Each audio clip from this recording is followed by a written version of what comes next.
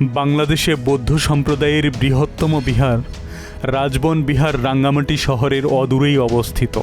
বনভান্তে এবং তার শিষ্যদের বসবাসের জন্য ভক্তকুল এই বিহারটি নির্মাণ করে দেন।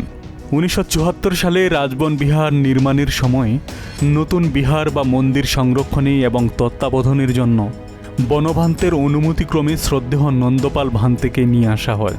তিনি রাজবন বিহারে অবস্থান করে বিহার নির্মাণের কাজ ও যাবতীয় দিক নির্দেশনা দেন। তার তত্ত্বাবধানে রাজবন বিহারের কাজ দ্রুত শেষ হয়। বসবাসের উপযোগী হয়ে গেলে বর্ষাবাসের শেষে মহাসমারোহে শ্রদ্ধেয় বনভান্তেকে রাজবন বিহারে নিয়ে আসা হয়। শ্রদ্ধেয় বনভান্তে 1975 সাল থেকে তিনি রাঙ্গামাটি রাজবন বিহারে অবস্থান করতে শুরু করেন।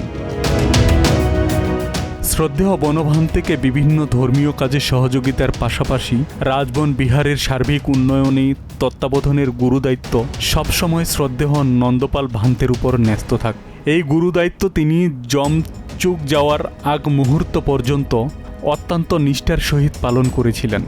রাঙ্গামাটিতে সুন্দর ছায়াঘেরা মনোরম প্রকৃতির মাঝে নীল হ্রদের জলরাশি বেষ্টিত রাজবন বিহার প্রতিষ্ঠার পর হতে দ্রুত পার্বত্য বৌদ্ধ সমাজ থেকে বৌদ্ধ অপসংস্কৃতি ও রীতিনীতির দূরবর্তী হয়ে রাঙ্গামাটি বৌদ্ধ সমাজে পুণ্য কর্মের প্রতি শ্রদ্ধা, আগ্রহ ও বিশ্বাস বৃদ্ধি পায়।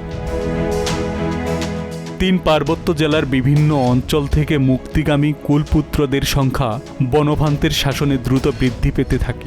এর সফলস্বরূপ সমগ্র পার্বত্য চট্টগ্রামে প্রতিষ্ঠিত হয় 57টির অধিক শাখা বনবিহার এবং ভারতের ত্রিপুরা, অরুণাচল, মিজোরাম, গাহটি ও বৌদ্ধ গয়া সহ 20টির অধিক ছোট বড় শাখা বনবিহার প্রতিষ্ঠিত হয়েছে। আব্দুস সালাম, প্রজন্ম 24।